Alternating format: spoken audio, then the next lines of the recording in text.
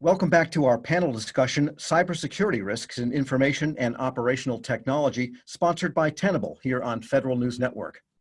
My guests today are Philip George, Director of Cybersecurity at the National Nuclear Security Administration. Chris Cleary is Chief Information Security Officer at the Department of the Navy, and Marty Edwards is Vice President for Operational Technology Security at Tenable. I'm your host, Tom Temin. And just before the break, we were about to get to Chris Cleary, and give us the description of how, given what you've described as the complexities of the Navy's OT and IT, how you go about this whole risk assessment to figure out what it is you've got to protect and how you're going to protect it. But it all starts with that risk framework and the risk assessment. So tell us how they do it. Yeah, so I'm going to start with a real easy answer, and that's us leveraging the risk management framework, which is, the Navy has adopted, and transitioning from DICAP over to RMF. Which is the way we're really looking at managing and identifying and managing risk across the breadth and scope of, again, the department. That said, again, not to imply that none of this stuff had been done in the past. Actually, to the contrary, right? So, Assistant Secretary of the Navy for Energy Installations and Environments, Secretary Niemeyer, had sort of released some guidance to his organization through two major efforts. The first was this concept of unified facilities criteria.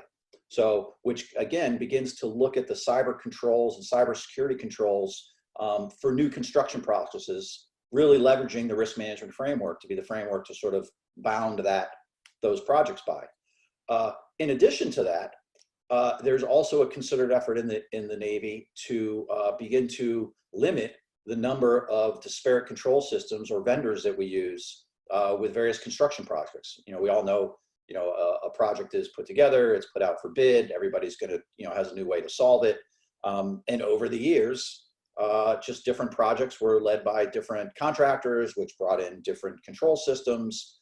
And then it eventually get to the point where that becomes unwieldy. So as we move forward into new projects, to modernization projects, to rehabilitation projects, how do we begin to, again, leverage the risk management framework to identify risk? So we're speaking risk consistently across the Department of the Navy through again, it's not always the easiest thing to do with the 640 some odd controls that RMF calls out. And then, hey, if we're going to be looking at those 640 something controls, let's try and limit the number of things we have to apply these against. So we're not, we don't have RMF packages just all over the place. We can begin to standardize on a certain subset of technologies that we'll invest in and to some degree double down on moving in the future. And then that's a shore installation side. There's a whole similar story to the afloat environments and how we begin to standardize systems of the afloat environments as they further and further work towards this IT-OT convergence. Okay, and Marty, these two organizations, NNSA and the Navy, seem like they're pretty far down the curve on all of this. What do you see as the main challenge for agencies in general, or on average, that have the OT, IT maybe not so well converged? Even if they're not converged, are they converged in their minds? Yeah, it's a great question. I think that in general, Department of Defense and Navy certainly stands out, as well as Department of Energy and NNSA are great examples. I mean, they've admitted that they have a problem and that they need to address it. For so long, these operational technology systems they sat outside the accreditation boundary, which it meant that essentially there were no real cybersecurity rules that applied to them. They were exempted from some of the processes and the governance within the departments. So I think the first step is to recognize that this convergence has happened and is real. Once you've done that, putting the governance in place, such as Chris talked about, absolutely is the necessary first step. You have to have the structure and the framework to be able to go through this in a good project management type of way. But I don't think you can forget about the technology. These are such complicated landscapes with so many different interconnections, some known, some unknown. That you really do need to have technology to help you very carefully probe these systems gently using their own native language, so to speak, these protocols that you talked about at the very opening. These systems still use very esoteric and proprietary protocols. So, a lot of the contemporary IT technology, tools that we would use in the enterprise or on the commercial side of the house can cause these operational technologies and industrial technologies to fail.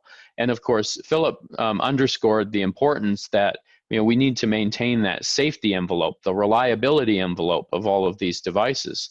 So using a purpose-built technology that very carefully can enumerate and report back those findings, I think, is critical. And so I'd like to ask you, and starting again with Philip, what are some of the things that you actually find? I mean, we know the cybersecurity risks to people operating IT systems, like phishing. Well, you can't send a phony email to a SCADA system and have it answer. So are the risks inherent in those systems in some manner, or is the risk associated with their connection to the IT systems? So I think people might want to understand, people that are like you down the road in this learning curve a little bit, what risks do you tend to see in the OT that might not be totally understandable to the IT? Yeah, that's a great question. And we've seen some very eye-opening assessments and/or initial outreach that pointed out some problems that we just weren't aware of because we didn't know. And what I mean by that is well, and it's a common phrase, but whether or not you're talking with a functional or systems engineer or a cyber defender, a lot of the times these engineers are very focused on their subsystem within the larger machination itself. And they are unaware of how their output or where they are in the upstream process has an effect on the final project or product, for that matter. Sorry. But more importantly, they also understand the various nuances of their system.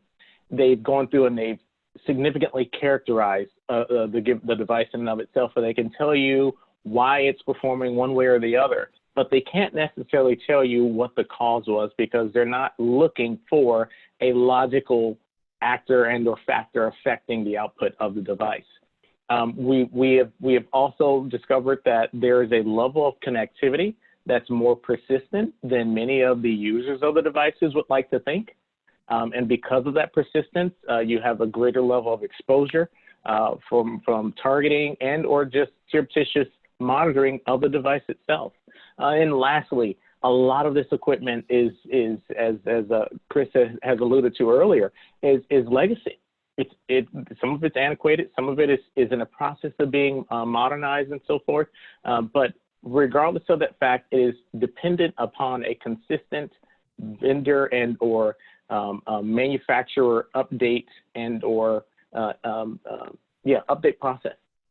And that process in and of itself may be a challenge to vet, if not verify, because it uses an esoteric protocol, as Marty talked about earlier, or it uses a language that most of our tools cannot understand. And so we have to have tighter coordination and collaboration between the system engineers to, as we like to say across the government space, if you see something, say something. If you see an anomaly or some sort of what looks to be benign process that is out of the norm, let somebody know. You don't have to run it to ground, but you should bring it up to a security officer so that they may be able to at least look at the comprehensive picture and say, what all happened that led up to that anomaly, and begin to understand it beyond just the functional output of the device.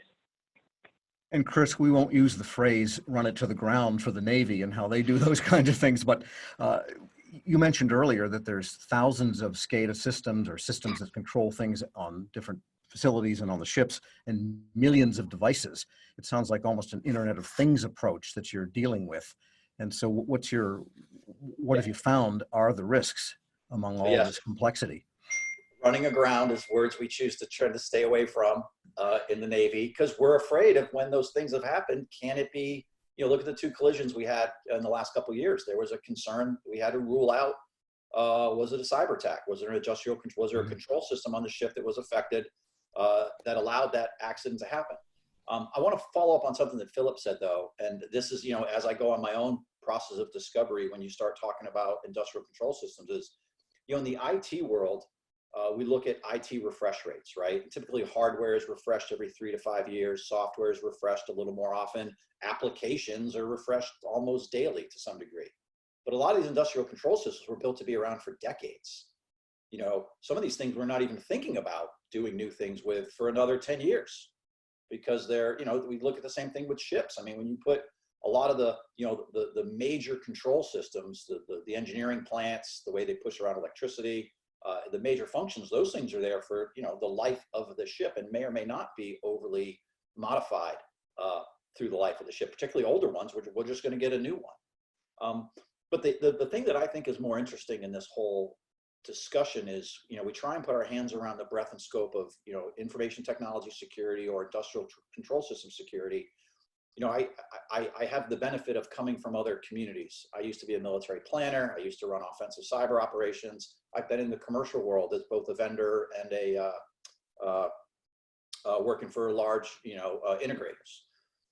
It's really what the bad guy is trying to do to your system, because I concede the fact that when we talk about cybersecurity risks to operational technologies, in most instances, there's very few things that a cyber operator can do that, will take down the power grid for a year, right? Everybody acknowledges that's a really heavy lift.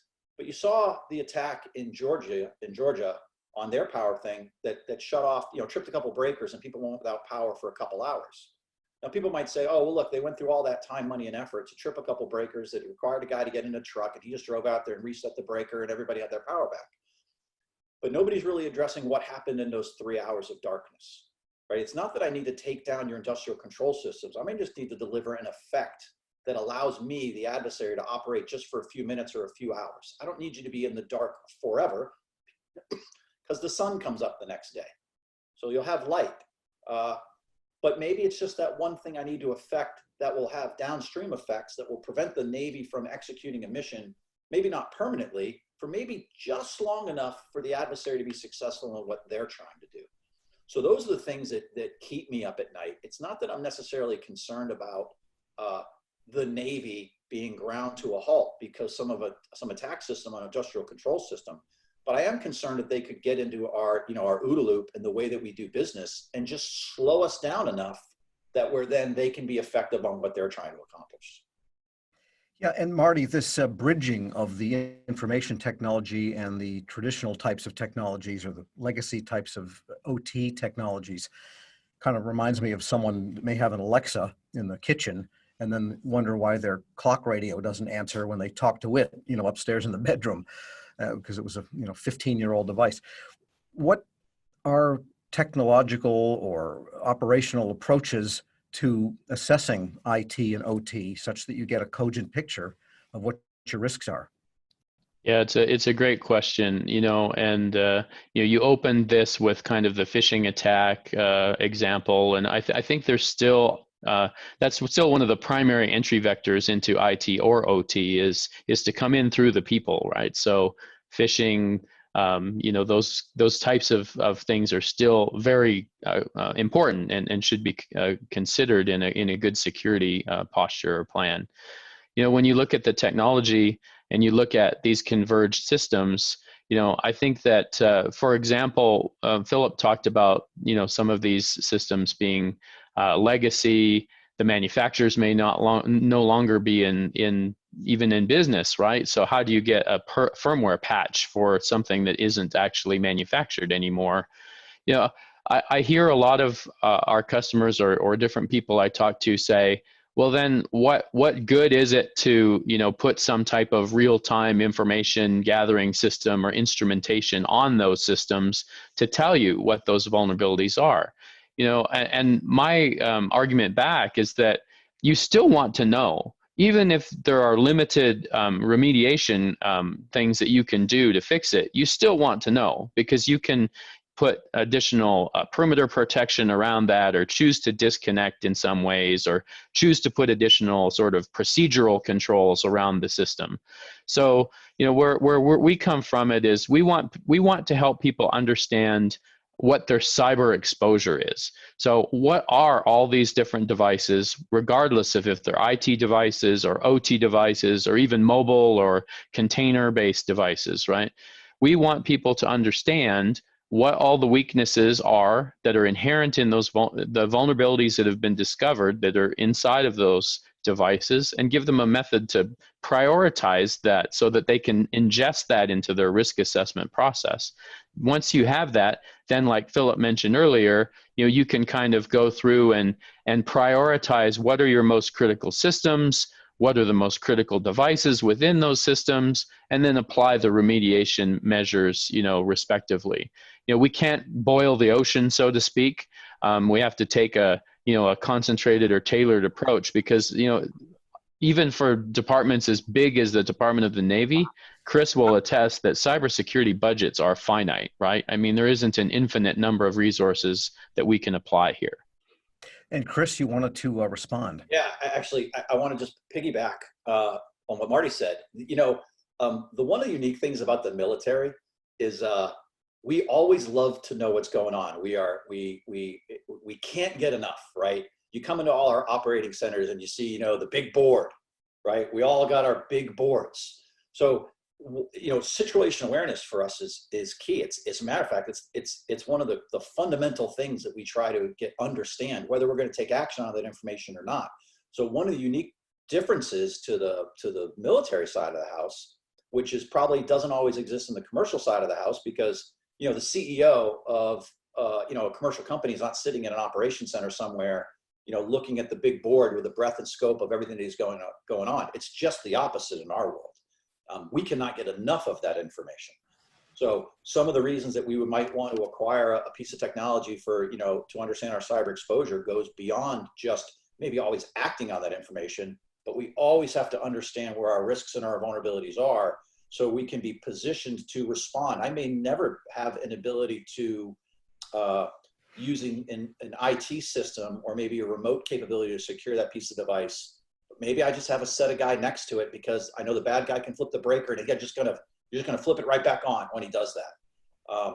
So to have that level Sure. of awareness, but it's unique in the DoD. So, and some of those things would go beyond a security reason to buy that tool. It's going to help. It's the same reason they buy the big TV monitors for their operation centers. It's just a way to display information so commanders can take action on it. Okay, on that note, we'll take a short break. I'm your moderator, Tom Temmett. This panel discussion is Cybersecurity Risks in Information and Operational Technology, sponsored by Tenable here on Federal News Network.